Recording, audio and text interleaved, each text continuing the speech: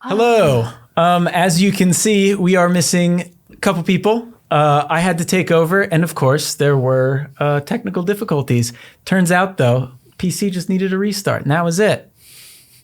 Took me 25 minutes to figure that out. But anyway, I'm your host, Jake Decker, today. This is episode 158 of GameSpot After Dark, and joining me is Kurt and Davina. Hi. Greetings, salutations. Happy to be here.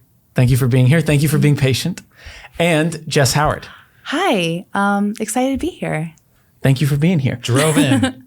The great lengths you go to drive a car to hang out with an empty office of people. Yeah. The hour and 20-minute drive that, because it's from Sacramento to San Francisco, took me 2.5.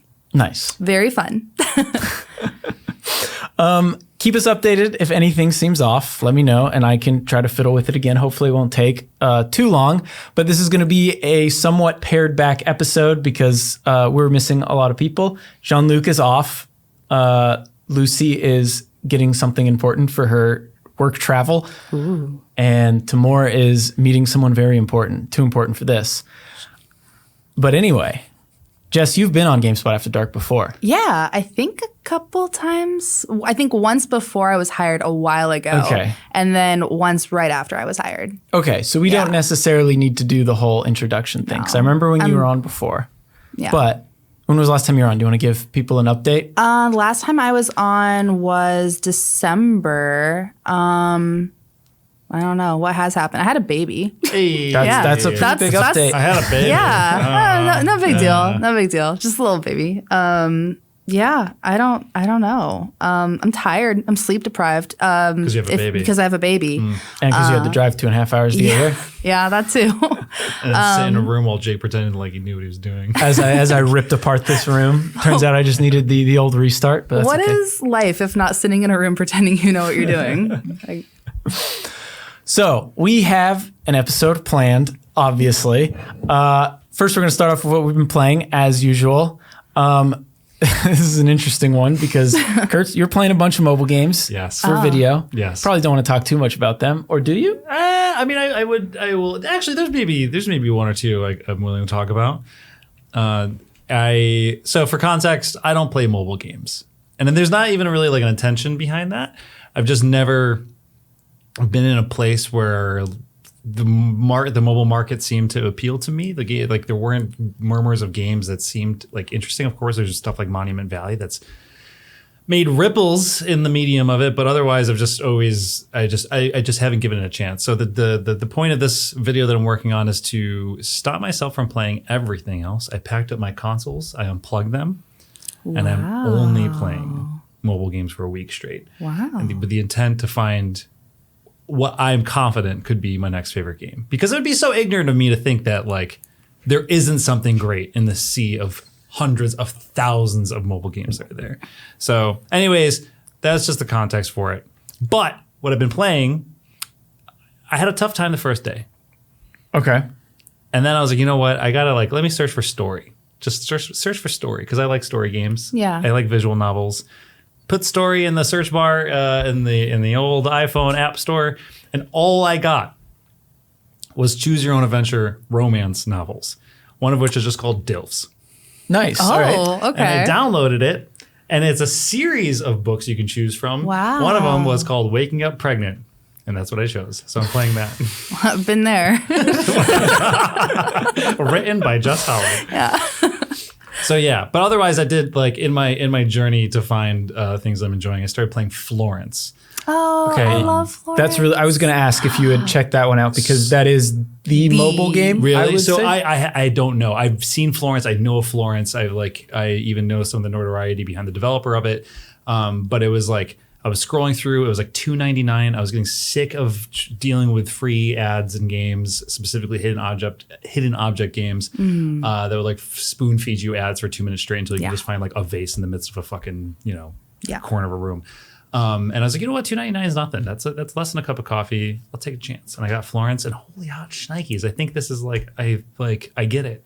So that's the experience I'm like playing through right now, where it's like actually like I'm starting to see how this device that if used well can actually utilize like the intent of something really, really, really well. Are you going to force yourself to play something a little more mobily, like Clash of Clans or something? Or With you the refreshes. are you trying to lean into things that you would be into? That's the point, is that I'm trying to find things that I know that will speak to me. Like, it's not that like I'm trying to expose myself to like a certain corner of mobile games just for the sake of it. It's just like, no, the point is like, I know of games like Clash of Clans. I know of games like Angry Bird. I know like those things and like kind of their short attention span sort of like design. And like, no, I'm looking for something that's actually like using the intent of a phone, of of this device in your hand, with like with a sense of like artistic deliberateness. Yeah. So Florence is such a good option for that because it is such a tactile game. Like it works so well on mobile. It's like changing things constantly, and the way that like I'm not that far in it. I think I'm like on Act 3.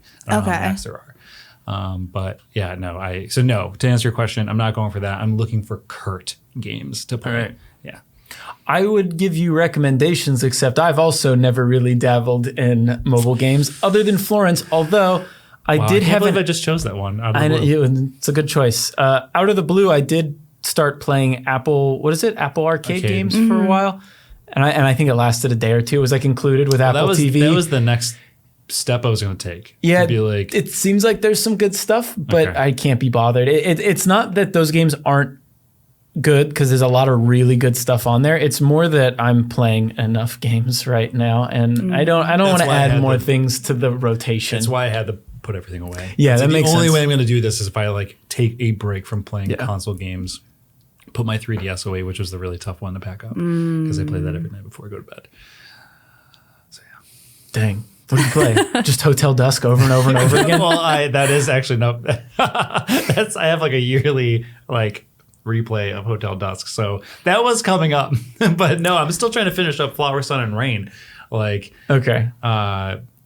the like part of the Silver Case Suda games, and like I just have not finished it yet. But that's like my go-to fall asleep at night game, and then Hotel Dusk again. Nice. So I was gonna say, so an interesting type of mobile game that maybe you should try. There are games, and they're usually Otome games. So like they are, like romance games, right? Brilliant. But they will use the phone in an interesting way as far as like, I don't know, like having setups where it seems like you're getting text messages from different characters and things like that. And they're really interesting. I'm trying to remember some of the ones that I've dabbled with. There's one that's like during a zombie apocalypse like thing, and I think it's called Dangerous Fellows or something. I know what there's another game like that I remember. Was it Emily? Oh, Emily is Away? Is it Emily is Away, maybe? It's because it's the AIM one. The mystery game where you like go through someone else's like text messages and phones? No, they're actually texting you. Like it is amazing. I think you're supposed to set up notifications. And Timur played one of them. I love that. Mystic Messenger is another one too. It's like a romance game where you're interacted with that way. And I think that they're really inventive. Like I kind of fall off of them as much as I like these like silly, romance games. But it's really cool what they're doing. Yeah, that's the thing. As I have a thing where I'm like obsessed with the intent of like how a developer uses a console or device or a thing with the intent of that thing. So I feel like sometimes even that's one of the reasons why I don't have much of like a thing for PC gaming, because it's like this all across the board Swiss Army knife of a way to play games. Totally fine, totally cool. I get it.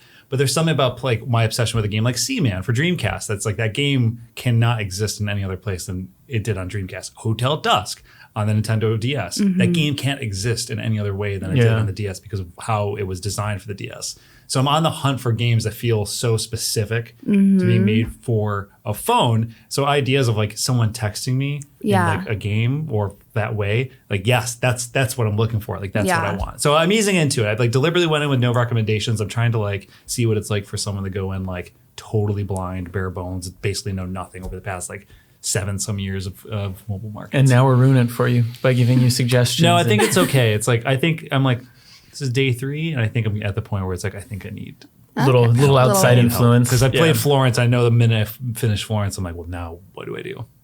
So, yeah. Florence is so good. I'm glad you played that one. Did you do Sayonara Wild Hearts?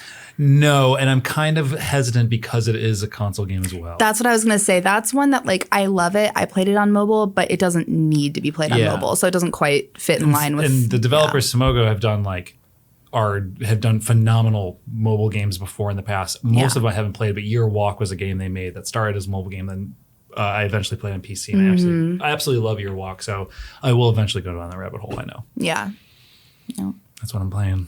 Nice. Well, I'm excited to see your video because anything that really stands out, I might want to check out. It's probably just gonna be DILFs waking up pregnant. I named the female protagonist I play as Crut. So sexy Jeff is always like, Crut, I want to touch you. And also, you have to pay. It's a free game, but the microtransactions are baked into the choices you make. So if you want like the good, sexy, fun times, you got to pay for it. Yeah, that's how a lot of those are. Yes. Like episodes is the really big one that a lot of people play, and it's you have to pay to do anything in it. Yeah, all the worst choices are free. Yeah. It'll seriously be like, how do you want to dress for your date? And it's like a trash bag, a paper bag, a really expensive gown, pay $5. And it's like, cool. Oh my God. I had no idea. Yeah, there was one there was one option in the scene when Crut goes in to find her one night stand Jeff and say, I'm pregnant. She has like sickness in front of him. And you have a choice to be like, run for the bathroom, 17 diamonds. Like you grab the garbage can, 15 diamonds, of which those are the things you have to pay for. Puke on his shoes, free. To me, that's the best option. Yeah, I was gonna say that seems more entertaining. Like I want to play through of just the worst things you could possibly do. He was still very lovely about it. He was just like, "It's okay. I'm the CEO of this company. I'll take care of everything." So yeah, it's still not that's even how a bad COOs outcome. act. They're just like, "Oh, you threw up on my $8,000 shoes." Yeah, I'm Jeff. Oh, getting in the same elevator with you with my $5,000 suit. What's the Yes. line? I think that was in 50 Shades of Grey, right? Yeah. Yeah. Jess, how about you? What have you been playing? So I reviewed Cult of the Lamb. So I played. Thank you. I played a lot of that, and it's really fun. I mean, I did the review for our site. So Wasn't that your first review? it was my first video. I've done a couple Okay. other indie games. And both of the other indie games I didn't like too much. So I feel like that's why I kept quiet about them, because I don't like to put people on blast. But yeah, I wasn't as into those ones. But this is like, I loved Cult of the Lamb. It was a lot of fun.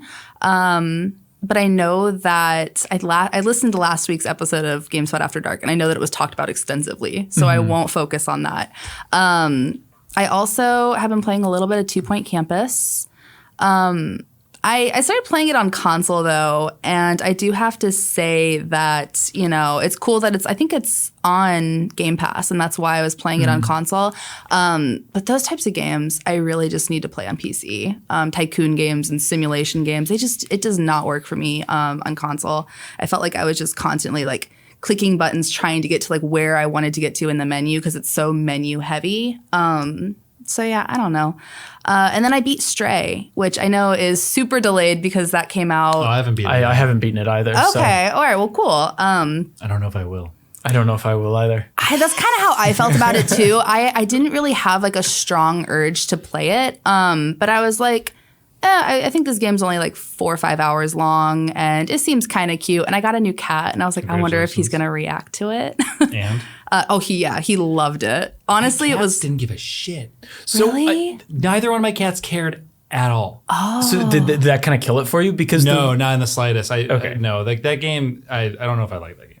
Yeah. I kind of feel the same way. But while I was playing it, I felt that I needed to have a cat to fully enjoy the game. They didn't care at all. But They yeah, should have hearing that your provided cats you don't a care. cat. No, I was like hitting the meow Yeah, button. a I was like, review I was like even trying to like gesture both Lily and Megatron. Like, look, there's a game and There's a like, you. There's a thing. We need Don't to you we need to relate? make Twitter content. Come on. Yeah. I was just like, I need to be cool. Turn into like a pageant mom, weeks. like- Exactly. Neither one of them cared. Megatron was like, Damn. I'm gonna go lay on my back and in the sunlight, and Lily was just like, I'm an old lady, I don't care. But Yeah. neither one of them cared. Yeah. I think the game seems very well made. Like I played the first hour or so and I was enjoying it.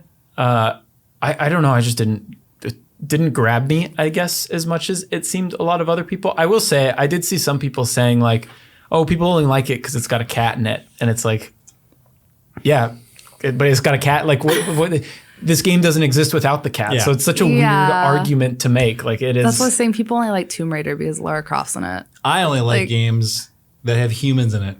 Yeah. That's it. No, it was. We don't have to go too much into it, but I was. I agree. It's a very extremely well made game. It's very well realized and put together, and it feels like whole. It feels holistic in that way. I was just getting bored. I also kept running into this design thing that bugs me where it's the whole idea of when it's the easy way to put it is like finding the key before the door. Yes. And I often was finding objects and things before I had actually found like the puzzle that they were supposed to be or like the scenario they was used in. And it kind of was like deflating in a way, being like, oh, I already have like all of this because I went on my own merry way and was doing cat stuff. That's interesting that you bring that up. I wonder from a developer perspective or from like a designer perspective, would you prefer your players to find the key before the door, or would you want them to find the door before the key? I was always under the or is it a I preference? I always felt that's like you're presented with the obstacle. You're presented with a thing you can't get around. Yeah. And then it's like your ability to like problem solve and figure out what it is you need to do to get through it. And too often, like very early in the game, like when you have to stop a propeller, you find the bucket. I know you're talking. That's exactly what I was thinking about. You find the bucket and like then on the ground, and then you're like, and it was like, but if I was presented with the propeller being like, damn, how do I get through this? And then I see the bucket, I'm like, oh my God, I'm a genius. I was robbed of that genius moment. I guess when I think of key and door, my brain automatically goes to Zelda. And when I find a small key in Zelda, I don't really care if I've seen the door yet, but because I know I'm going to find the door. But that's not really a puzzle. But sometimes finding the key first and not knowing what door goes to is interesting. That's true. Yes. So like sometimes you have a bunch of doors and you have a bunch of keys. Yes. But that may not make sense. And then there's like that in of itself is like a puzzle. And usually I feel like with Zelda, a lot of times too, it's like you open and you get whatever, like the new weapon or the key. And like part of the challenge then becomes like the obstacle to still get to that door, or you know what I mean? So it's like there's still that element of challenge, because I feel the same as you. Like I never felt challenged by it, and any of the extra things that you could do where you were looking for things like finding the sheet music, it's completely optional. It really doesn't feel like a payoff for doing all that? An achievement. Yeah, because like, and the guy will play music, but yeah. But yeah, it's a really stylish game. I've seen a lot of feedback though online about how it's another one of those games that uses like very Asian centric locations and like has that feel of being like it, but like there's no Asian, you know what I mean? There's like no representation there. You got robots in you know, cool garbs and stuff. Yeah. Right. So it's like that's one thing that I've seen where, you know, people are more upset about, and I get that. Like I totally get that, because I got that vibe while playing it. I was like, okay, they're using a lot of set pieces, but I feel like there's not really any like culture or history here, which can be a little, you know. But yeah, I liked it. It was very much like an average game. Maybe I don't know. Dude, it was a budget title. Like it's like, I mean, it's one of those, not that you want to base anything off of like how much it is, I would say, but it's like, it's one of those things where it's like, it's a 5-hour some game. It's like, I'm pretty sure I was like very close to the end of it. If it had been any longer, I would have stopped, to be honest. Like, and I'm pretty sure like if I play it for like 30 minutes more, I might finish it. Well, you can't now. You packed up your consoles. Yeah, I'm waking You're up. screwed. Gotta wait for pregnant. the for it. They're all zipped up in a duffel bag. Feels kind of gruesome. Jordan calls us a bunch of cat haters, and that we need I have to two stray. cats. I have two cats. I love cats. And I'm like, love them. Like I will kill a person. Look at the camera. I will tell him. Yeah, tell him. My the camera. Megatron and Lily are an extension of my identity. They're my daughters. They're things that I love. They're things that matter to me. A game does not, whether my opinion on a cat game does not align with how much I care about my sexy felines. I probably just don't like cats. Or that. No, I like cats. Cats are fine. I guess I exist somewhere in the middle, because I really like cats, but I don't think I'd call Jonesy a sexy feline. So I mean, do I objectify mine? That's up to you. Well, I don't have a whole lot to talk about because both the games I've been playing I can't talk about yet. Sweet. I can say what I'm playing, at least one of them, The Last of Us Part 1, but I can't say anything about it, which is strange because the game's already, you know, people have played it. Yeah, you know. Let's talk about the old one. Yeah, talk about the old one and not bring. Yeah, that'd be tough. I don't think I could do that. I have been playing a very strange game. It's not even that it's strange. It is a game that I typically wouldn't play, called Way of the Hunter, and it is a hunting game. Now, I have never played a hunting game before, apart from a game called Hunt Call of the Wild or something. And the fun part of that game wasn't the hunting; it was just fucking around with friends, because it had multiplayer and you could get go-karts and run people over and stuff. You know, all the stuff you want to do in a hunting game. But this game is very meditative. I'm a big fan of that. I'm an absolute disaster when it comes to hunting. I can't hit anything. I don't know how to properly hunt. I feel like I'm 200 meters away and all the animals near me are spooked. But the game looks so good and it's so serene. I'm just walking through fields, checking out the birds that are flying by, watching the deer. There's also photography mode, so if you don't want to actually hunt, you can use a camera. Pokemon Snap. Exactly. And then just wander around this giant world that is pretty gorgeous. There's different maps you can go to. You can even do it with a friend, although it's pretty buggy. Okay. Yeah, it's interesting. I don't normally play games like this, but I've been enjoying the serene, relaxing nature of it. I think it's because I've been playing a lot of PlayerUnknown's Battlegrounds, which I talked about last week because I'm doing a dumb video.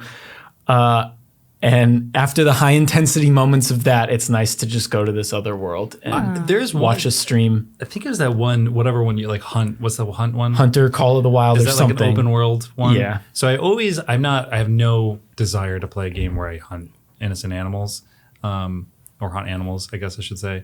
But I've always been like, but that game looks like I like the idea of being like in an open world and just like taking your time. With trying to track down something. If it was like not a deer, that'd be sweet. Yeah. But I like the idea of this. I mean, what I'm saying is I'm a big fan of just like existing in world games. Yeah. Yeah. The that's kind of what it feels like to me. Like I am just taking in the scenery, walking really slow, checking things out. There's not a whole lot to do. There's some interesting encyclopedia bits that'll tell you about the area you're in, the animals that you're hunting, and like how to ethically hunt, which interesting. Depending on how you look at it. Yeah. But the idea in this game is that like the hunting is for sustenance. It's, if you really want to get into like how animals are treated and stuff, like I'd rather be hunted as a animal than being locked in a cage and treated like shit. But that's another conversation. But yeah. I don't know. It's neat. Yeah, it's neat. That's about all I have to say. I haven't played a whole lot. It's really buggy. I know some people have. I mean, I haven't run into any issues apart from stuff I've had in multiplayer. But I know I was watching. I think it's ACG did a review, and he liked it. I think he said it was a buy, but then he updated his statement because there was a wind sound effect bed that was over everything that he couldn't get rid of, no matter how many times he reinstalled, like loaded in different saves, just no matter where he was, just a very loud wind noise that ultimately led him making a video to say, I don't recommend this game anymore until they've got this sorted. So it sounds like it was pretty annoying. I don't know if they fixed it. I think the game came out a day ago or 2 days ago. So maybe like there was a day one patch or something. Could always just play it on a bad laptop with like a loud fan. You won't even know. Yeah. I mean, people like white noise. Someone in chat, sorry, I don't know how to pronounce your name. Hayuga says, yeah, ACG was the one who posted that review. And no, the Art of War hasn't helped me hunt animals at all. Yeah, I wish I could talk about the other stuff, but I can't. Don't. It's fine. Yeah. It's fine. Yeah. Next week will be an interesting one. You can just like face away from the camera and just mouth it to us and we'll just look really excited. Yeah. Okay. No, I'm not even going to try to do that. It's not worth it. Somebody will like catch it in a reflection. Yeah. That's what they think? Oh, no. So that's basically what we've been playing. Yeah. We have a couple topics here that I threw down. I don't know if you guys had a look at some of these. Absolutely not. No. Decide on the fly. I only have two actually, but then we have a question of the week from Maria, which was brought to you by the GameSpot Discord server. If you're not in it, be sure to join. The first one is I figured we should probably talk about Embracer Group to some extent. I like woke up this morning and I feel like almost like exhausted by the amount of stuff that Embracer's buying to the point where it's like I don't even know how to react to it anymore. And I didn't understand that the Lord of the Rings one today because I was like, what do you mean they bought Lord of the Rings? It's like, what does that mean? I was like, maybe they just bought the rights from like EA so they can make games. Games, yeah. But then I was like, no, they bought the rights to Lord of the Rings. Yeah. Where is Embracer getting all this money? So I have no idea. So for those who don't know, the Embracer Group is a holding company. I have this written down here. It's a holding company, and that means rather than producing something, it has financial stake in many smaller companies. Obviously, I'm simplifying it like crazy. There's a lot more to it, but I believe it is a Swedish company. Sounds right. And they've been in headlines a lot because they purchased a bunch of video game. They're building the biggest library of like complete video games. Yeah, it's pretty insane. There's a pie chart that you can find that's even bigger now technically, but it shows like how much Sony owns in terms of the game space, how much Microsoft owns in the game space, and then how much Embracer owns, and it is huge, like outnumbering Tencent, outnumbering pretty much everything. And this adds to it. And it's not only games, like they have I think Dark Horse Comics they own as well. I didn't know that. And I think they might have stakes in some movie studios as well, or at least something, because aren't they trying to make like a Saints Row movie? I feel like I heard about. Well, I think that's what I was getting to earlier. I've become like almost exhausted by seeing Embracer in certain me too. To the point where like I feel like if I could have almost went my day with like not even remembering that I saw that they bought Lord of the Rings together and be like, what? How do you, what? Huh? The Tolkien estate was just like. Yeah. There's an undisclosed amount, right? Did they say how much? Oh, I think they have to reveal it eventually, right? Yeah. They did. I didn't see a number. I didn't see one in the headlines or anything. I think that's what was shocking to me is like I was surprised that they sold. I was surprised it wasn't already purchased by someone. Like, or I guess like I would have figured Amazon would have been like, yeah, we'll take that right now because we're doing Rings of Power or whatever. But I don't know how that works. But I don't know. In my mind, I thought Lucy owned it. I was going to say honestly. this is certainly the conversation Lucy James would come in. She's got it running through her veins. Yeah. Well, she's not here, so what's she gonna do? Deal with it. Let's talk about how much Lord of the Rings sucks. Yeah. I've been trying to read the books. Isn't that the only Blu-rays you've been watching? Yeah. So when I moved into my new apartment, I didn't have internet, but I had Blu-rays, and I recently purchased the 4K Blu-ray collection of Lord of the Rings, the director's cuts, which I had never seen before. In fact, I'd only seen all of those movies once in theaters, and that was a long time ago.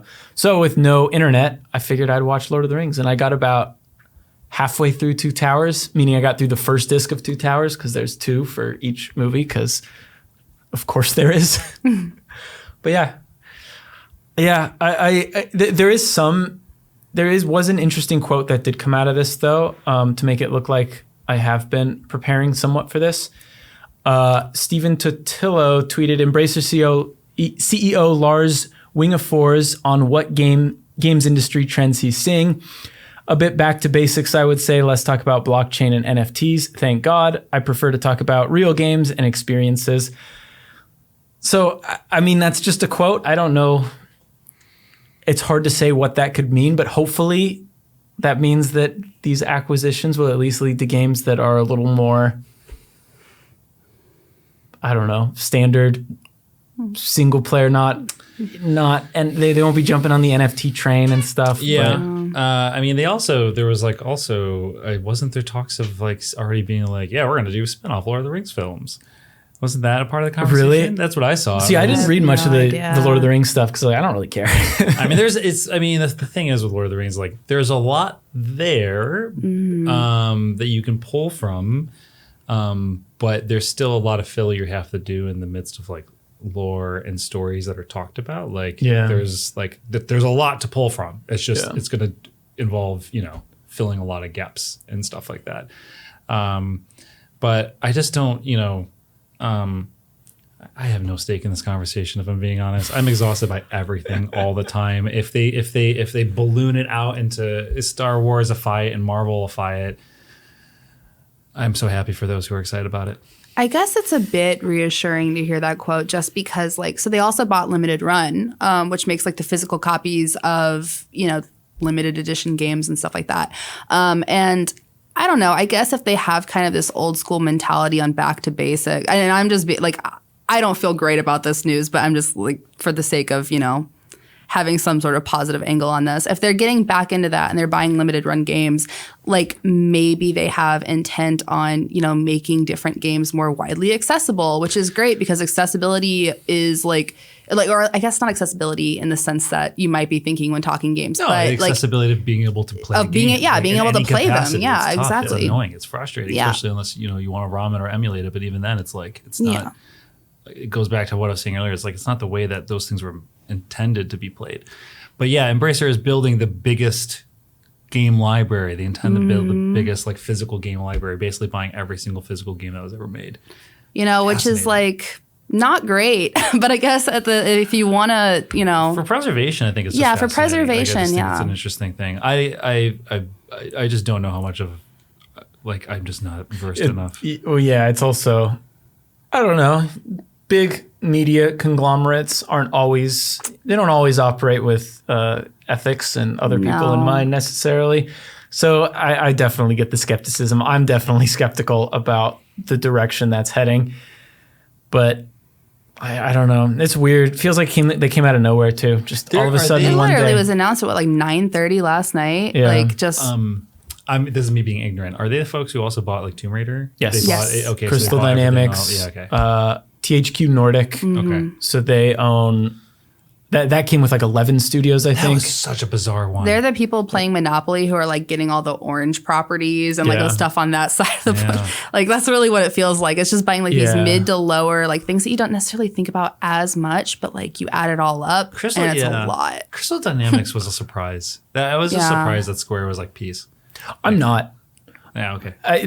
Square Enix didn't seem to treat its Western studios all that I well. definitely agree with that. I think they were pretty ready to offload Square Enix, especially after Marvel Avengers. But I am surprised in the sense that they offloaded some very popular IPs. That's really what I'm more. But even I remember when Tomb Raider 2013 came out and it sold like 5 million copies, and Square Enix put out a release. Yeah, we were a little disappointed with the performance of Tomb Raider. It's like, what were you expecting? Like, that seems pretty good to me. Yeah. But I think that game went through a lot of internal reboots and stuff. Not reboots, but it spent a lot of time in development from what I remember. Yeah. But I do think what you said is interesting, though, because even though they have such a big piece of the pie, I feel like a lot of the studios they own, apart from, a handful, are smaller, like AA studios. Yeah. Not, like... Sure, Microsoft has less studios by comparison, but a lot of those studios are huge. Yeah.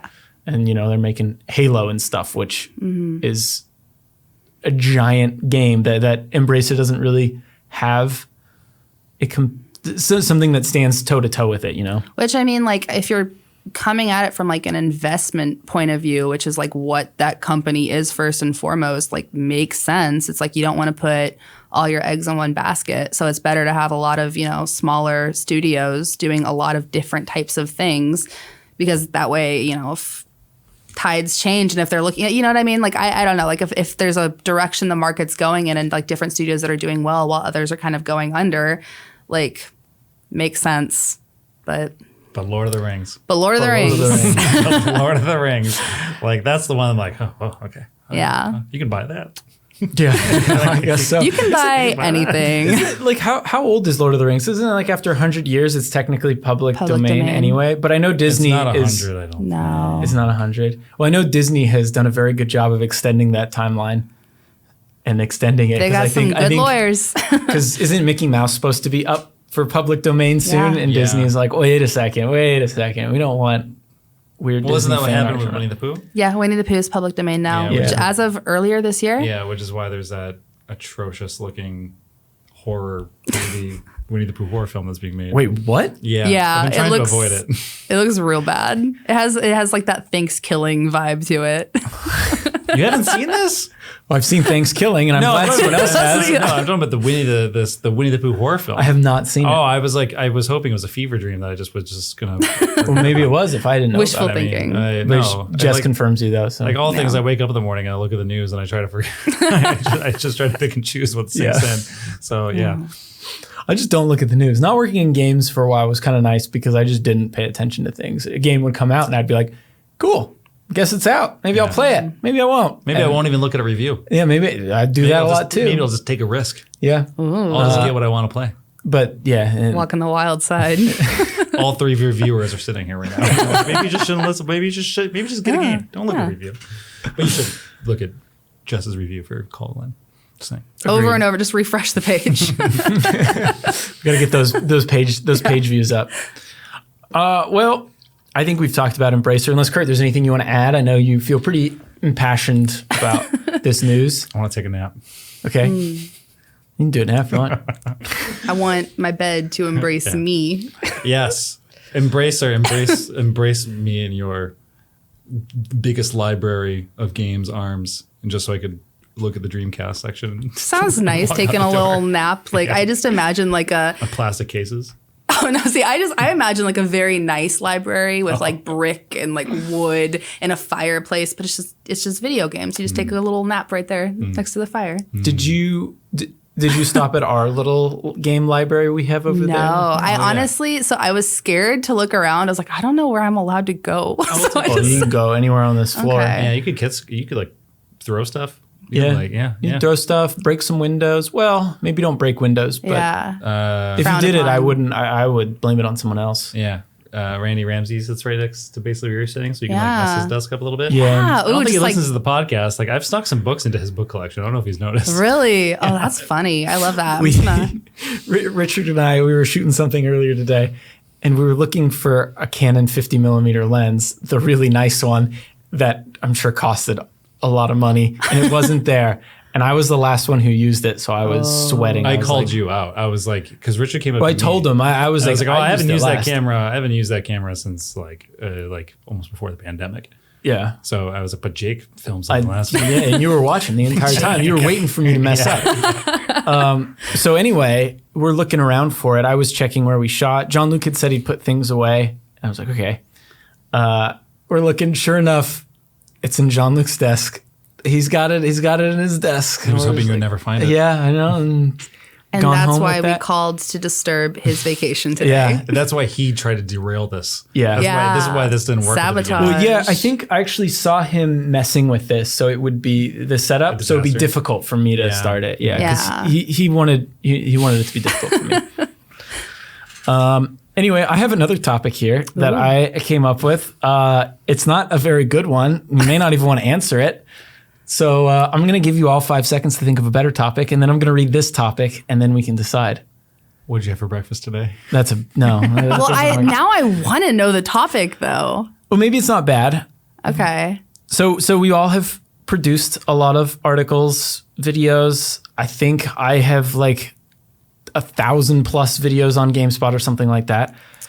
Holy shnikes. Video game content you've created that you regret making, that you could just wipe from existence. So I figured this is kind of like inside baseball, but I figured it would also be a good opportunity to kind of talk about like some of the processes let's make it rip. Let's rip. Yeah, let's do it. You think this is okay? Are we okay with this? Is there any? Are you okay with it? Oh, the danger is that you're probably going to send people to these videos, articles, or whatever you've done. Mine's probably going to be whatever. We'll figure it out. We'll talk it through.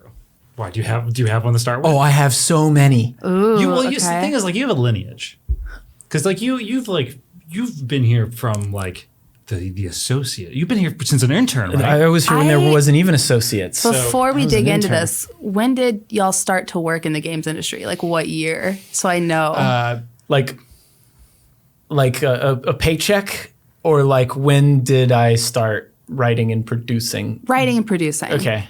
2013 then. 2013, me, okay. I guess professionally, like actually working, because my first real game industry job is GameSpot.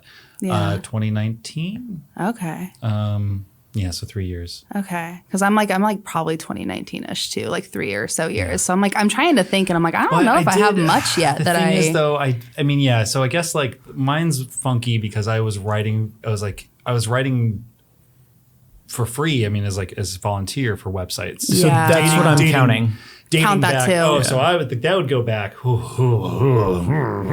would date back far. That because for me, I started. I almost want to say 2014 is when I was like I want to learn how to do things. I want to learn how to write, and I started I threw myself into the deep end and started writing. Without knowing how to write, I had to teach myself how to write during that time. It was bad. Yeah. But I was writing for websites like adventuregamers.com. Do you remember your first thing or maybe the first memorable thing you wrote? Yeah, I mean, the first thing I ever did was a review on the game Harvester. If you guys are familiar with that. No, not at all. It is notoriously known as like the goriest game ever made. Oh. It was Interesting. a point and click adventure that I think was released in 94, 96 because it was delayed a few years. It had a terrible like development period, but it's an FMV point and click adventure. Oh, okay. And it's gratuitous. It is almost disgusting. It's a violent, gross, like point and click adventure that's just like filled with really hard, weird themes, but it's also like kind of like comedic and funny. And it's like, it's interesting. It's an oxymoron of genres. Interesting. And I've actually been fascinated with this game ever since I wrote that review, but my review is probably, I don't even want to think. Yeah. It's like, it's also was really long. I remember just writing a ridiculously stupid long review and being like, this button does this. And if you click here, it doesn't do that. And I just how old are you? Oh, We're going to date you a little bit. no, it's fine. 24, 25, 24, I think. Wait, okay, you did this review much later then, right? In my life, yeah. Okay, Yeah. for a second I pictured No. young Kurt writing a review for this No, game. that's the thing. I was a musician and artist before I was a writer and a video making boy. So I was never like at my start a writer. I learned to be a writer, and I threw myself into the deep end by being like, I want to learn how to write. So yeah, I didn't actually get started doing stuff until like my mid early 20s. But that was after I worked at Nintendo in QA, which was a disaster. No, I've heard it's great there. Oh yeah, there's been an article that came Yeah, out. there's an article that said everything was just great. Yeah. I haven't. No problems. I kind of don't know if I want to read that article. I might. As somebody who was QA there for almost a year. I read the summary of it that we posted as like our news article linking to, the full report, and just that was enough. Yeah, I'm interested because I had problems. Like I've had things directed. One of the reasons why I'm kind of grateful I left or was laid off was because it just was not a good environment. Yeah. And I dealt with my own. You don't have to get too into it if you don't want to. No. My own. Like, I think I told you this because like people, it's fine. Like people, it was just. I'm a distinct person. I know this, and I didn't necessarily fit into that crowd when I walked into those doors. And I just like it just took a while for me to find my footing amongst the 400 some people who were working in there. That's a lot. Anyways, that's an off topic, but yes. I wrote a review for the game Harvester. It's a terrible game that I still think about to this day. It left an impression. Interesting.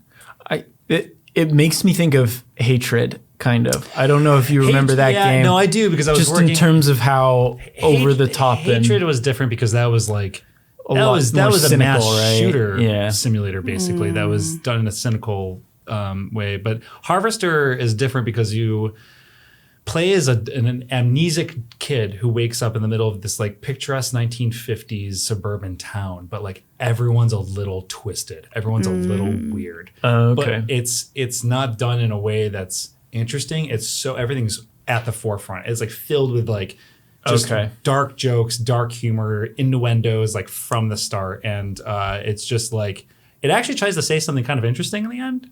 But getting to that point to understand that, the point is deflated by the time you get there. Yeah, and makes it's sense. just. So is that game coming out, Harvestella? That's the sequel, right? Yes. Okay, cool. Yes. Okay, I'm excited for that one. Yeah. I'm gonna review it. I'm gonna write a full circle 5,000-word review on it. So I did a lot of news early on, so I don't remember what I first wrote for game-wise. I guess when I was really young, not really young, I don't know, I was like 14, I wrote a review for Gears of War. That didn't go anywhere. I just wrote it because I was bored one day. I love that. That's like kind of adorable though. Just like sitting down, like I'm gonna write this. No one's gonna read it. So in theory, I did that for Max Payne when I was like 11. Okay. I did write a Max That's Payne so review. cute. So it's like GeoCities website. like I could really stretch and be like, Yeah, I've been in the games industry writing for 20 years or whatever. I guess that's.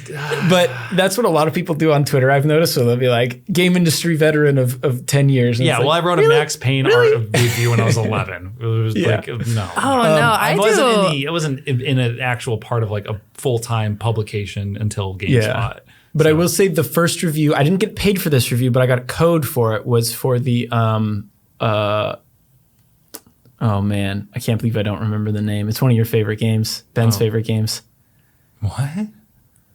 Grim Fandango. Grim Fandango. I wrote a review for the. I'm like about to hit you. How do you not remember the name? I blanked. I blank a lot. I don't have a lot of brain cells. Like I'm wearing a pen. right now. I wrote a review for the remaster, and that was the first code I got. And I loved it. Yeah, it was good. I had a bug where I was stuck in an elevator and had to restart the game though, which sucked. Oh, okay. I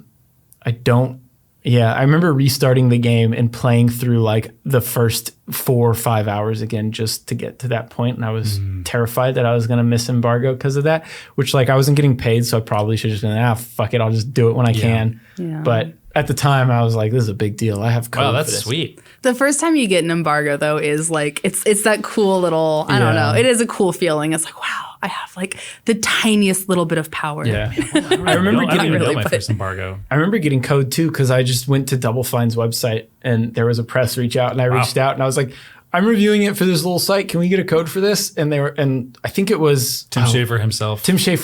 Yeah. Sent you a letter. No, I forget attached who it was. it to a dove. Yeah. But he like sent me an email and was like, here's a code. Was it Tim? Here's the embargo. It wasn't Tim. It was no, it absolutely not. Absolutely wasn't Tim. But I remember that happening. I'm like, this is easier than I thought. And then, everyone else was like, nah, man. Depends. It's the whole thing of like, if you walk into a place looking like you know what you're doing, like people will just leave you alone. Yeah. You're up. Yeah. I don't know if I have anything. Like you were talking about how people will like say, oh, I've been working for 10 years because they'll count something small. I do the opposite. I'm like, I'm the person who's been working like a retail job for a year, and I'm like, I don't know, I'm new here. So yeah, I mean, I guess this turned into the first thing we ever did though. Well, we're going to bring it back to the thing we want wiped from the internet. Okay. Yeah, I don't know. I mean, like, okay, I have something that's kind of relevant, but not really because it's not my career, but it's embarrassing and it's about video games. I used to write fan fiction. Hell yeah. The first one I ever wrote was before I knew what the concept of fan fiction was. It was on a red floppy disk when I was very young. It had to have been like 99. So I would have been like 6 years old. And I wrote about the Ocarina of Time. And so I wrote fan fiction about Link in the next adventure he would do. So like less romantic, because I feel like that's where you go with fan fiction is like the romance thing. And it was just like, no, like I just really want them to make a Zelda game. So I'm just going to write my own story about what happens to Link next. I love it. I wrote a Dragon Ball Z movie script when I was like 8. And then they stole it and made Majora's Mask. Nope. No. What about Majora's Mask? No, I said, and then they stole my floppy disk and made Majora's Mask. So actually, I made Majora's. Thank you. No. I mean, Thank you so much. Yeah, a lot of deep, important themes in that game too. Yeah. Loss. 6 years old, you're going through it. You start to write on. What's funny is I did the whole thing on PowerPoint because I wanted to be able to put pictures in so people would understand what I was talking about. I remember making PowerPoints that were video game themed, and I'd show friends and be like, look at this, and they'd think I was weird. The most I ever did was like I would get graph paper and like just try to pretend like I can design my own levels. Be like, this is how they make levels. I would do that too. Yeah. I used to like I always had like, young boy. I'd be like, I'm a tough guy in an alleyway. I'm gonna beat up some dudes. So I had like tough guy alleyway game. Nice. I mean, that's not bad. If anybody wants to make tough guy alleyway game, just call it that. You can have it. Yeah, that's a good one. Do you want to give that away? Are you sure? All right, I take it back. Jake Tucker is don't make tough guy alleyway game. Copyright here. I'll come for you. There is a thing that you can, if you say, it belongs to me on some sort of recorded piece of media. That's me. This is here right now. That's actually what Embracer Group did. I own Lord of the Rings. Yeah. No. Power struggle. I own Lord of the Rings. You can't take it away from me. All right, send it to the judge. It's just the ultimate dibs. We're gonna do Lord of the Rings spin-off tough guy alleyway game. Okay. But yeah, so I mean, I guess I like that. I don't know if I'd erase that though. That's pretty. I don't know. But I would erase when I got a little bit older. There was a site called Quizilla, and Quizilla. yeah, and you could do quizzes and stuff on it, as the name implies. But it was also huge for fan fiction before it got shut down. And my friend wrote a Kingdom Hearts fan fiction that was very long and filled with a lot of romance happening, a lot of. Why? What is it about fan fiction that's always romance oriented? I don't know. Or it just feels like that's the trend. But I can't give. I have an answer, but you continue. I can't give her too much shit because I also wrote fan fiction that was romance centered, and oh my god, I can't believe I'm saying. I can't. Let it rip. It was a love triangle between Tifa, Vincent, and Cloud. Oh, that makes perfect sense. And, it was fairly popular before it was, I'm not even going to high five for that one because it's, okay, I'll do a little high five. But. Like how you just hold it there until Callie just agree. Sorry, no high five. It was so bad. I'm pretty sure that Reno at one point hit on her too. It was just everybody hitting on Tifa, which have you seen Tifa? Makes sense. I mean, I don't remember who Vincent is. Is Vincent introduced after? Oh my gosh. Because I played remake. He's the love of my life. But I don't know who Vincent is. He's that guy. Yeah. We're not, okay, I can't do this. But I'm not going to hijack the time talking about Vincent Valentine. But pull it up and we should just read it. He is an ex-Turk. So he used to be in the Turks with Reno and Rudens, but he didn't work at the same time as them. He's 50 years older. But he's been in a coffin. And because of being injected with... Wait, is this in 7 or is this in something else? It's in 7. Okay. Yeah, he's in 7. And so he is not aged, so he still looks like he's late 20s. He has long black... He looks like a vampire. Okay. Yeah. He wears all red as a metal... It's a whole thing. But he's great. He will be, I'm sure, in Rebirth. I mean, I don't know. I'm not don't quote me on that, but I would assume chronologically, that makes sense. They probably found it on a floppy disk. Yeah, that's what Rebirth is. So don't quote, but they definitely took my red flop just. Yeah, that's actually the whole setup of remake was just so that Rebirth can be a love triangle between Vincent, Cloud, and Tifa. Cool. So yeah, that should probably be erased. And thankfully, Quizilla died, and it was. We're good. What about what's the archive, the Wayback Machine? Oh, should I try to bring it up? I've gone to the Wayback Machine and I just couldn't figure it out, and I was like, all right, whatever. I've used it for a lot of research for old episode, for when I was working on the show. Remember when it was a very, very good source to dig through websites that didn't exist anymore or things that were deleted. Also, my husband in the chat said, "Tell them about the shirt." I wish that I still had this shirt. My dad, for my birthday one year, got me a shirt that said, "I'm just with this guy until Vincent Valentine is single," with an arrow, and I threw it away because I was so insulted by it. It was so embarrassing. And now I wish more than anything I had it because I would wear it ironically, but also not ironically. Anyway, that's the end. Husband whom I have a child with. Yeah. I mean, it was when I was 20 probably, but yeah. So Vincent Valentine, call me. From the red floppy disk in which you live. You can be the dad that stepped up. Oh my God. I know the meme. I'm not the stepdad. I'm the dad who stepped up. Don't talk to me about memes. I'm in the wrong room. I normally all of them go right over my head. The only things I see are I have 2 friends who still send me memes and I usually ignore them, but I've seen that one. Lucy? No, actually they don't. They send it to Callie, but not to me. Okay. Probably because they know I'd look at it and be like, I don't get it. Yeah. Kurt, what do you want to erase from existence that you have produced? I don't know if I'm that ashamed. I feel like you at least you came into GameSpot already pretty good at hosting, pretty good at writing, Thanks. I was like a wet towel when I started GameSpot. I mean, because maybe not erased, but is there a mistake in a video that still bugs you to this day? Yeah, there's definitely a mistake in a video. I actually mentioned it earlier today. It's so minor. And I know, compared to the 1,000-some videos you've made, you'd be like, dude, whatever. But it does linger with me because it was a big deal for me to be able to do it. It was when I did the Psychonauts 2 preview.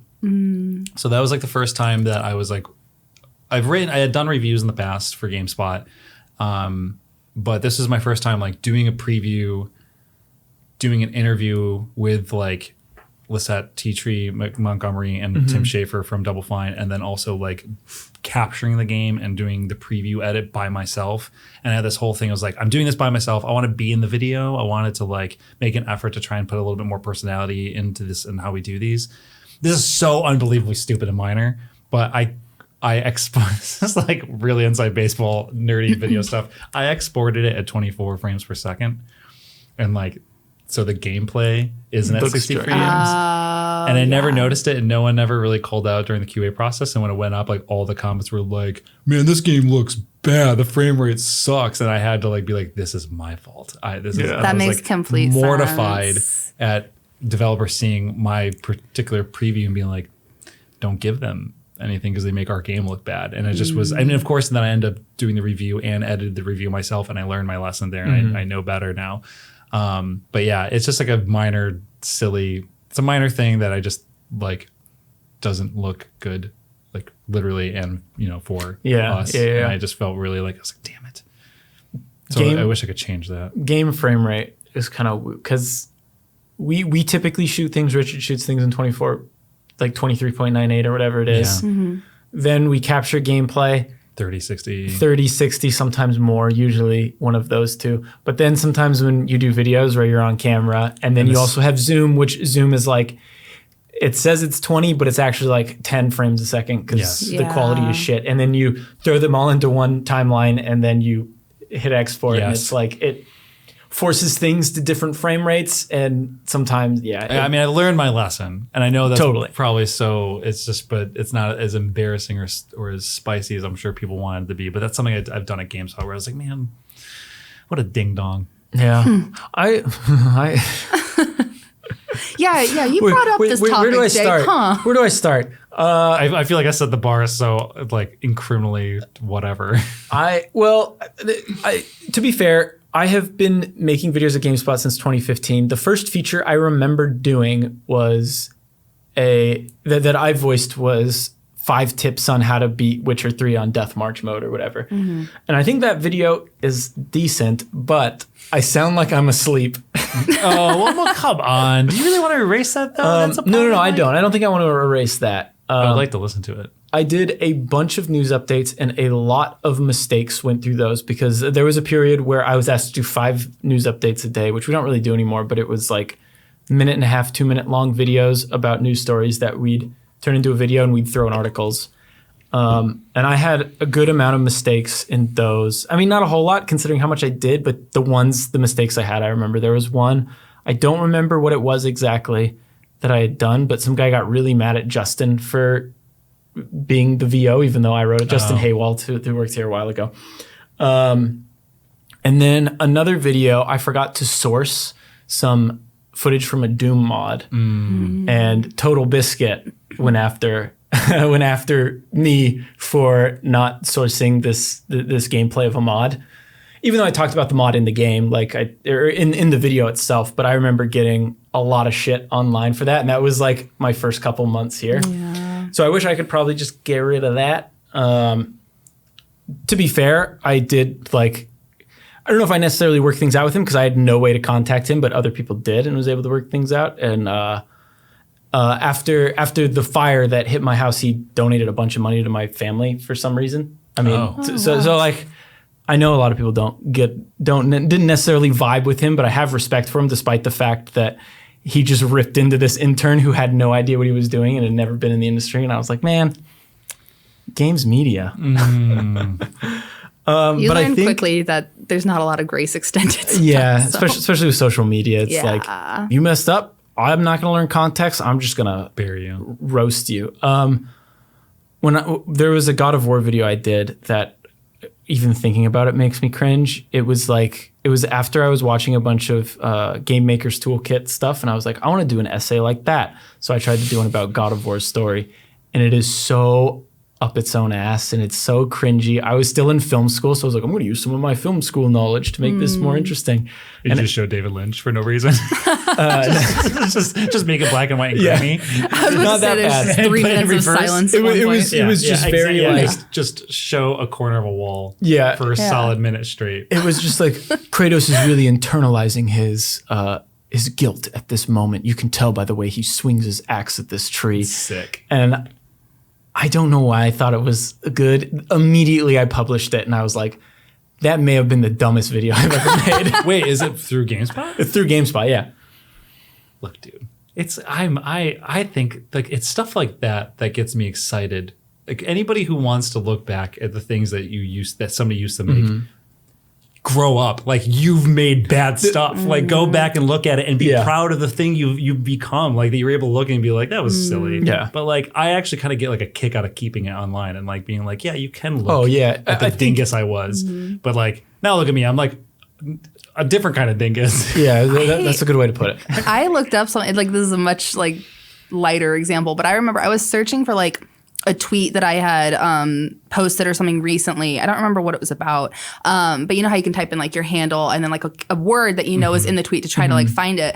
I typed in it and like a tweet from like 2011 or something like that I wrote popped up. And it was something like, so excited to see the new Marvel movie, blah, blah, blah. Like, I don't even know. It was just something that was like, I read it and I'm just like, oh God, that was so cringy. But you know, but I was excited. Come on. Little Jessica was excited, you know? So like, People need to chill out. Yeah. On yourself and the world and everyone else. I agree. Like to be fair, I'm not too beat up about it anymore. But I get it. It's more like, and I don't care that it's out there. Like I think it's good that it's there. I just look back at that video in particular, and I was like, that is not me. you Like don't. I was trying to be something I'm not for this video. To be fair, when I write and produce videos for GameSpot, I'm still not super confident in my own voice. Like I don't know. Like some days I feel this way, other days I don't. But that video in particular, like after that was done, I was like, that's not me. Hey man, you would have never known. I didn't plagiarize though. Like that is Talking not, about let's out make of that clear. context. When I say it's not my own, me. Somebody's going to go on Twitter and be like, yo, this dude just said this wasn't him. And when that I was say the it's last not time my I own. hire a ghostwriter. it was that when I was done writing it, I was like, this isn't what I want to make. Yeah. This isn't it. Yeah. That's But- cool though. Like really you can't grow without doing some cringy stuff. That's like true. you gotta do Yeah. it. Even Embrace the cringe. Yeah. I have just a hard time looking back at stuff I was doing when I first started here. Like I have a hard time watching the beginning of True Fiction, like just because that was the first thing I made for us. That was like the first show. It was like my first time like working with a team of people and a group of people. And like in my mind, I was like, yeah, I mean, I host and it works in the way that I was like deliberately trying to host it like Rod Serling or Robert Stack. So it makes sense in a way, but it's like, it's what I'm trying to say is it's hard to look back at anything basically. Yeah. Even like some Yeah. like I look back at my first review for us was Deadly Premonition 2. And what a hell of a review was for my first one, but like it's still, I could tell I was just trying too hard. I was thinking too hard about it. I still stick by my guns with what I said about that game, but like in terms of how I wrote it, just like I would write that a little differently now. Yeah. It's a learning Yeah. process. That's how you get better. Yeah. By looking back and be like, Don't do that again, I idiot. know Kratos's anger can be seen through the veins of his bicep when he picks up his swords. What are they called? Axes. They're little. Are those? Oh, the other things he's got? the little things around with the yeah. chains. Yeah, I don't know what that's called. Big gamer but- fan over here. Yeah. Well, it's good we talked about God of War though, because that's a big game, and we can put that in the tags so people will find. Yes, we talk about God This of is War short, yeah. and his the depression of his butt cheeks. Yeah. Okay. Moving on to the question of the week. This will probably be the last thing we talk about, but this, like I said, was from Maria, Serious Business, on the GameSpot Discord. What game/game series deserves a spin-off? A Dragon Age Tactics game, a Metal Gear visual novel, a Dark Souls game. What would be your choice of game and genre? I knew this was coming, and I didn't think of anything for it. Same. So, I have one, okay. but I think it's because I was once asked a question like, what would you like an anime spinoff? And I kind of think my answer might be the same because I'm so obsessed with the world of this game and I just want to see more things of it. It's Paradise Killer. I would love to see Oh. a spin-off game of Paradise Killer, almost in like the way of like something like Coffee Talk. I would love, because like so I don't know if either one of you have played Paradise Killer. I've played Paradise Killer, but I don't know. I haven't played Coffee Talk. Okay, so like, Paradise Killer, like the thing that I love about that game is like you see it at the tail end of this world that's about to end, and you only get to interact with the last people who are left there before like everyone goes off. So there's like this whole like you could just like feel that there was a world that was made here that you just get to see the remnants of. And so Coffee Talk is a game about where you just play as a barista making drinks for person after person after person who comes in, and like it's just you just learn their stories. The story of the game is the individual stories who are walking in as your customers. I'm making this up as I'm talking, by the way. I was like, I want Paradise Killer, but I don't know what it would be. And I just thought, I was like, but being a bartender in the world of Paradise Killer would be such an amazing way to like learn the actual characters of that game and world without being it tied into like a murder mystery like the actual game was. So that's my answer. Thanks for submitting the question. That I was not scared of Paradise Killer. You're scared of it? Yeah, I don't know why. Like the aesthetic of it, like there's something about it that's so deeply unsettling to me. It reminds me of like my nightmares, which is such a weird. Maybe that's why I like it. Yeah, but like I don't know. Like I don't know what it is about that game, but I seriously started and just how it made me like sick. It reminded me of my nightmare. It sounds so weird. Like neon gods and like. Yeah, I don't know what it is. It was like the white marble and like the pools and like how ornate everything was, and like and how empty everything was. There's just something. It reminds me of like seriously like some of the worst nightmares I've ever had. Wow, which have been so like sorry. No, it's just like a funny weird thing because I have so many friends who love that game and tell me, oh, you got to play it, and I'm like, I want to, but it creeps me out so bad. I would rather play like Outlast or something at that Holy because like it creeps me out. The game does have some gruesome scenes in it too. There are like moments of horror for me in that game, but in a way that's like but not in like exploring the world. Yeah, it's so weird. I don't know why. It's just like it's empty and quiet and eerie, and like there's just something so even with deeply like the city pop. Yeah, it's just so unsettling to me, and I don't know why. That's totally okay. But I'm trying to think of what my spinoff would be. I don't know. I'll toss it to Jake to go for. Choose your own adventure romance novel with Tifa, Vincent, and Cloud. Oh, there you go. That's perfect. Honestly, a mobile choose your own adventure romance novel. Yeah, of those three characters. Pay. You have to pay for the sexiest options. There you go. Like what? Like how cropped do you want Tifa's crop top to be? Yeah. 20 diamonds. How spiked do you want? You can probably charge more for that. People will pay for that. Yeah. You could probably. Especially Italy. Yes. Wait, what? You guys don't know about that? The whole like. Okay, well, we can talk after the show. It's like, so I guess last year, right? The Italian Senate accidentally streamed that video. Yeah, okay. Okay, or no, it was earlier this year. They accidentally streamed Final Fantasy VII porn, like during a government meeting. So it was just Tifa going at it. Mamma mia. Yeah, there was like so much fan art of like Tifa wearing the Italian flag. And, like, I mean, like speaking to my roots. Like, it was so funny, but yeah. Wow. I didn't know if I should bring up inappropriate videos on the podcast, but I'm glad I did. It's okay. I think it's after dark. About I was going to say, I remember like early days of After Dark, one of the episodes went into a pornography tangent, I thought. Oh, at one okay. point. Probably. Cool. Yeah, probably. Good to know that Michael shouts out hentai when he's on. Oh, yeah, that's true. Okay, if Michael's been on, I can't say anything worse. If Michael's been on, like you're fine. It wasn't even the other day, it was earlier this year. I had lunch with Michael, and we had a discussion about if snake girls or cat girls were sexier for like 20 minutes. So I think he was playing Shin Megami Tensei 3 or whatever. It was the newer one that came out, and there were snake girls. AI Somnium Files. That game's all, Oh, yeah. I know Michael's all hot and heavy in that game. Yeah. Old news. Old news. Snake girls. I'm not saying they're sexier. I'm just saying snake girls. Mm. I got nothing. I can't think of Do I have to come up with one for you too? No, I'm trying to think.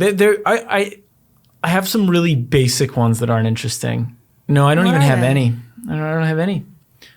I just came up with You did, yeah. I want more tactics games in existence in I mean, general.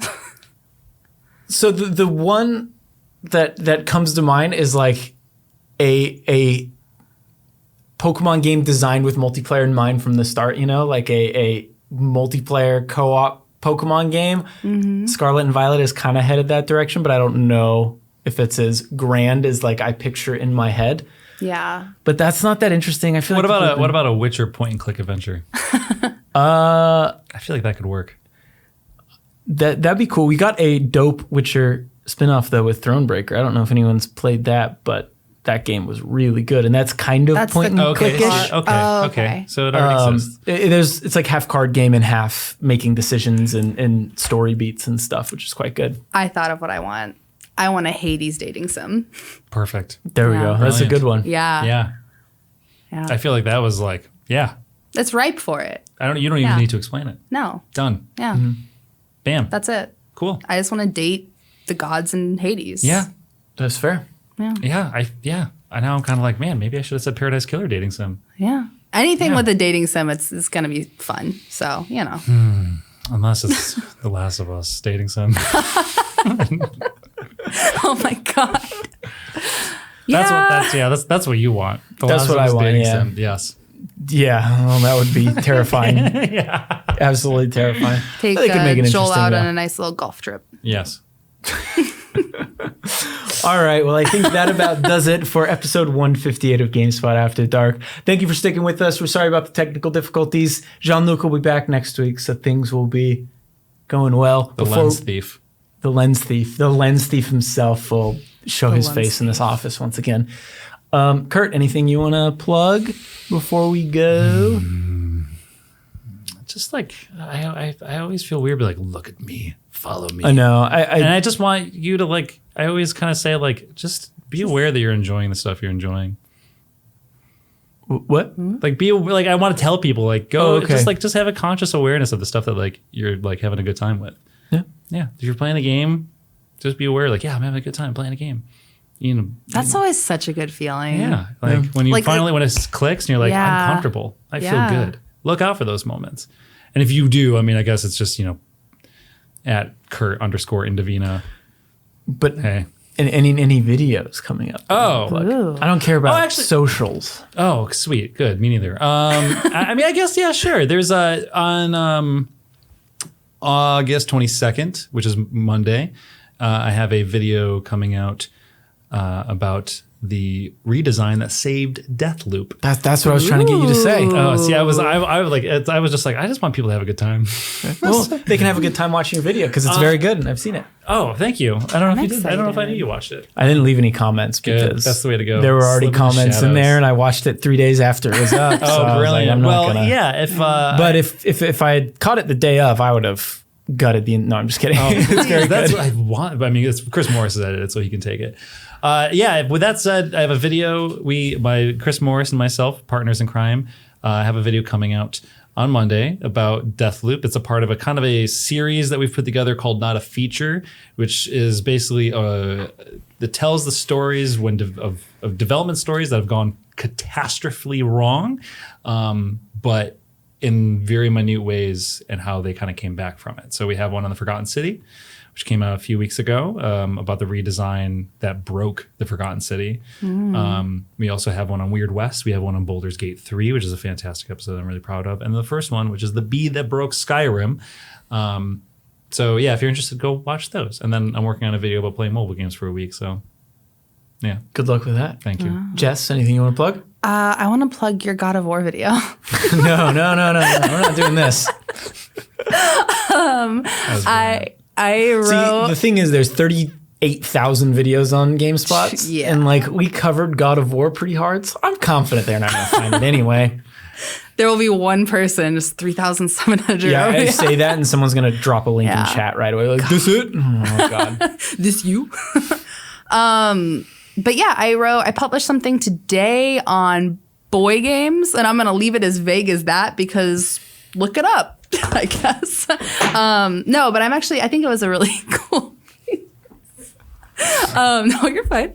And what else? What else have I done lately? I don't know. You reviewed a game. I reviewed Cult of the Lamb today, and you published a great article today. So yeah, I don't know. Other things will happen, but I probably can't talk about them. So I am working on a lot of different things at once, so nothing is getting done as it normally does. But in a couple days, you'll probably see a video review for a big game. Once that's done, I will be working on an updated review for The Last of Us, Part 1, the remake. Sure. And then, yeah, one day I'll finish this Art of War video. You will. It'll take a while. I'm counting on it. Yeah. I'm anticipating it for you. Do it for me. I just hope The Last of Us pulls like a Final Fantasy VII, and you just get to the end, and it's like it's just a totally different. Or it's just a third of the game. It's just a third of the game, and It cuts 2 hours into Last of Us Part 1, Part 2 is coming out. And, Rebirth. Yeah. in 3 years. All right. Yeah. We will see y'all next time. So long, folks. Thank you.